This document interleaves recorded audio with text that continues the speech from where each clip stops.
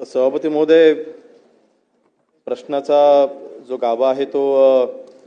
बांधकामाकरिता सहजरित्या वाळू उपलब्ध व्हावी अशा पद्धतीचा आहे। सभापती महोदय, आपल्याला सभागृहाला कल्पना आहेच की 8/4/2025 ला आपण बांधकामांसाठी वाळू उपलब्ध होण्याकरिता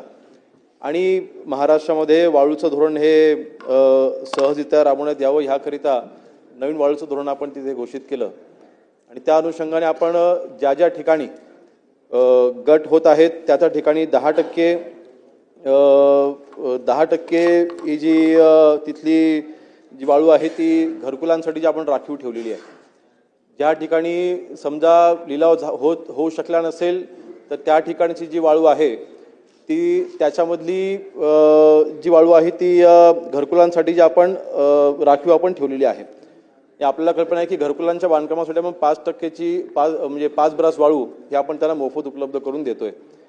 अध्यक्ष महोदय, त्यांचा स्पेसिफिक जो प्रश्न मला विषय लक्षात आला की नागपूरचा आणि या विभागाचा प्रश्न असल्यामुळे मंत्री महोदयांकडून उत्तर मिळावं अशी आपली अपेक्षा होती। आता मी नाईट वॉचमन म्हणून आलेलो आहे,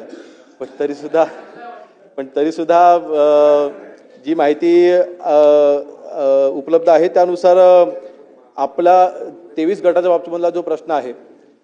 की कधीपर्यंत ही प्रक्रिया पूर्ण होईल, कधीपर्यंत गट स्थापन होतील, तर या 31 डिसेंबर पर्यंत हे सर्व लिलाव हे केले जातील। सभापती महोदय, आत्ताची प्रक्रिया ती देखील अतिशय सरळ आणि सोपी आहे। ज्या ठिकाणी समजा वाळूचा गट नसेल ज्या तालुक्यामध्ये, कारण मागील काही महिन्यांमध्ये मी देखील काही दौरे केले, मी सोलापूरच्या दौऱ्यावरती असताना एक गोष्ट माझ्या देखील निदर्शनास आली की मोहोळ तालुक्यामध्ये तिथे कुठलाही गट नव्हता किंवा गट तिथे तयार झाला नव्हता आणि त्यावेळेस तिथे घरकुलांच्या बांधकामाचा आढावा घेत असताना एक लक्षात आलं की शेतकऱ्यांपर्यंत आपण घरकुलांसाठीची ही 5 ब्रास वाळू आपण मोफत उपलब्ध करून देतो ह्याची देखील जनजागृती नव्हती आणि मग तिथल्या तहसीलदारांना आपण खरं तर आपण ती जबाबदारी दिलेली आहे की ज्या गावामध्ये घरकुलांची बांधकामं चालू आहेत त्या गावामध्ये जर का वाळू उपलब्ध असेल तर त्यांनी तहसीलदारांकडे अर्ज करावा आणि त्या संबंधित म्हणजे त्या स्त्रोतमधून त्यांना ती 5 ब्रास वाळू त्यांना तिथून उचल करून घेता येईल। तर अशा पद्धतीची आपण जनजागृती करायला देखील आपण आता सुरुवात केलेली आहे आणि म्हणून आपला प्रश्न होतात की ऑनलाईन करायची किंवा ऑनलाईन करावं,